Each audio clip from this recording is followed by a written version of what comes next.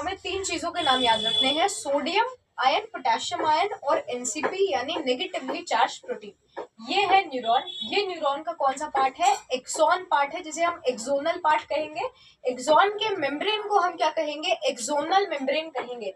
तो axonal membrane ये हो गया, ठीक है। अब ये जो हमें दिखाई दे रहे हैं इन्हें हम क्या कहेंगे? Gated channels. क्या कहेंगे? Gated channels.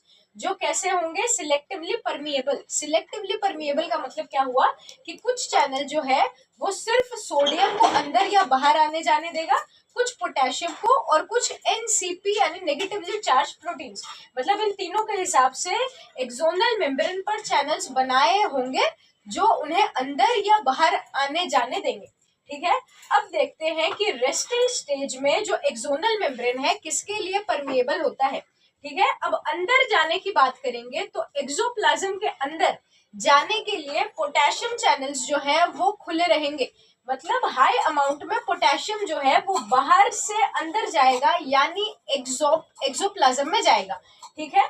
तो जिसका रिजल्ट क्या होगा कि एक्सोप्लाज्म के अंदर पोटेशियम आयंस जो है उनकी क्वांटिटी बेसी हो जाएगी, ठीक है।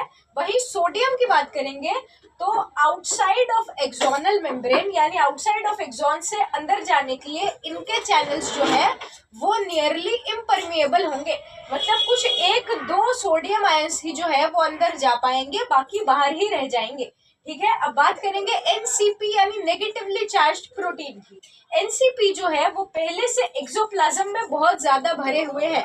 कहाँ? एक्सोप्लाज्म यानी fluid inside the axon, axon में भरे हुए हैं। ये यहाँ से बाहर नहीं आ पाएंगे, एक्सोप्लाज्म से बाहर नहीं आ पाएंगे। कौन? एनसीपी यानी नेगेटिवली चार्ज प्रोटीन। इनका जो चैनल होगा वो इम्परमिएबल होगा। क्या होगा? इम्परमिएबल।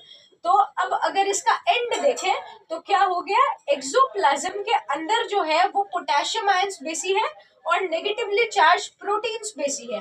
और अगर एक्सोप्लाज्म के बाहर के फ्लूइड की बात की जाए तो वहां सोडियम बेसी होंगे और पोटेशियम आयंस कम होंगे। इसके चलते क्या होगा? एक कंसेंट्रेशन ग्रेडियंट फॉर्म हो जाएगा, कंसेंट्रेशन ग्रेडियंट। और यही जो है रेस्टिंग न्यूरॉन की कंडीशन